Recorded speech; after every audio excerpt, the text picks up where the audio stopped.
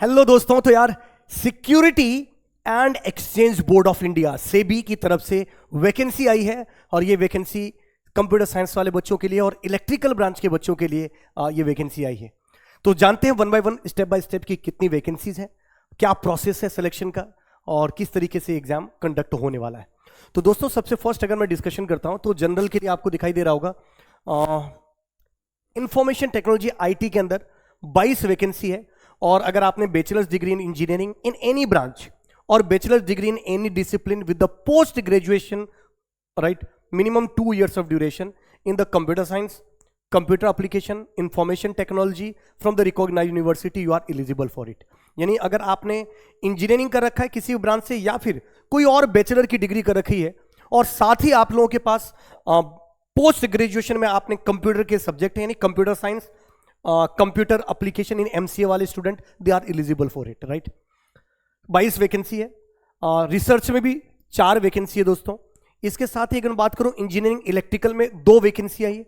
अगर आपने bachelor's degree in electrical engineering कर रखा है और डिजायरेबल है वर्किंग नॉन इलेक्ट्रॉनिक्स, ठीक है, कुछ एक्सपीरियंस होने चाहिए आपके सीसीटीवी से रिलेटेड राइट, कुछ ऑलरेडी प्री स्पेसिफिक है, अगर उसमें एक्सपीरियंस है तो you are eligible for it. Same चीज सिविल के अंदर भी है दोस्तों। मैंडेटरी है आपके पास कि सिविल इंजीनियरिंग के अंदर आपकी बीटेक होनी चाहिए और साथ ही आपका एक्सपीरियंस होना चाहिए maintenance officer residential properties colonies right, ये सब कुछ कुछ मेंशन किया गया है। अगर मैं एज लिमिट की बात करूं दोस्तों तो 30 इयर्स इसकी मैक्सिमम एज लिमिट रखी गई है। इसका मतलब 30 सितंबर 2025 तक कैंडिडेट की एज 30 इयर्स या उससे कम होना चाहिए, यानी 1 अक्टूबर 1995 के बाद का बॉन्ड जिसका उसके बाद का जिनका बॉन्ड होगा वो एलिजिबल होंगे इनके लिए। मोड ऑफ सिलेक्शन की बात की जाए दोस्तों तो देखिए 3 पार्ट में टोटल प्रोसेस है। फेस 1 होगा जिसके अंदर ऑनलाइन पेपर होगा, बहुत सारे वेरियस डिफरेंट सेंटर्स होंगे, कौन कौन से सेंटर होंगे ये तो मेंशन नहीं किया गया, बट यस ऑनलाइन मोड में पेपर होगा, डिफरेंट सिटीज के अंदर कंडक्ट किए जाएंगे ये सब मेंशन किया गया है, वो सिटीज का स्पेसिफिक नेम मेंशन नहीं किया गया, ऑनलाइन होगा। उसके बाद फेस 1 में appear the face 2 which will be for the online examination consisting the 2 papers. Face 1 clear होने के बाद देखो फिर से एक बार मैं आप लोगों के लिए पढ़ लेता हूं। फेस 2 के अंदर 2 पार्ट में होगा, कैसे होगा देखते हैं। सबसे पहले selection will be the carried out in the 3 phases। Face 1 will be online examination consisting of 2 papers, 2 paper होंगे ऑनलाइन के अंदर। Candidate shortlisted in face 1 will appear for the face 2 which will also be in the form of the online examination consisting of 2 paper right, यानी paper 1 पहला face 1 के अंदर भी 2 paper होंगे, face 2 के अंदर भी 2 पेपर होंगे। फेस 1 क्वालिफाई करने के बाद आप फेस 2 में जाओगे, फेस 2 क्वालिफाई के बाद आपका इंटरव्यू होगा। Candidate shortlisted in face 2 will be called for the interview, से भी reverse and right the modify, ये सब चीजें तो चलती रहती है। प्रोबिशन पीरियड के बाद की जा रही है, 2 years का इनिशियल प्रोबिशन पीरियड होगा।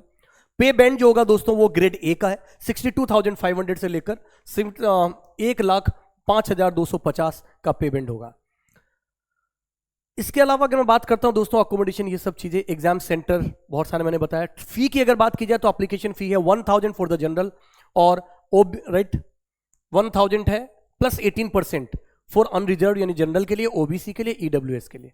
और अगर आपकी कैटेगरी है तो उसका 100% for the SC ST PWBD candidate के लिए। तो ये मैंने आपको कुछ चीजें डिस्कशन किया दोस्तों। अगर आप अपने आप को एलिजिबल मानते हैं और आपका वर्क करने का सेबी के अंदर वर्क करने का ड्रीम है दोस्तों तो यस आपके लिए परफेक्ट चांसेस हैं। हमेशा कभी भी वैकेंसी में सिलेक्शन तभी होता है जब आप फॉर्म फिल करते हो, तो सबसे मोस्ट इंपॉर्टेंट चीज फॉर्म फिल करिए सो दैट इंश्योर हो सके कि आप सेलेक्ट हो जाओ उस चीज के अंदर। और भी अगर कोई डाउट होता है आपका दोस्तों इस वीडियो के कमेंट में जरूर लिखिएगा। Till that thank you very much, all the very best, जय हिंद।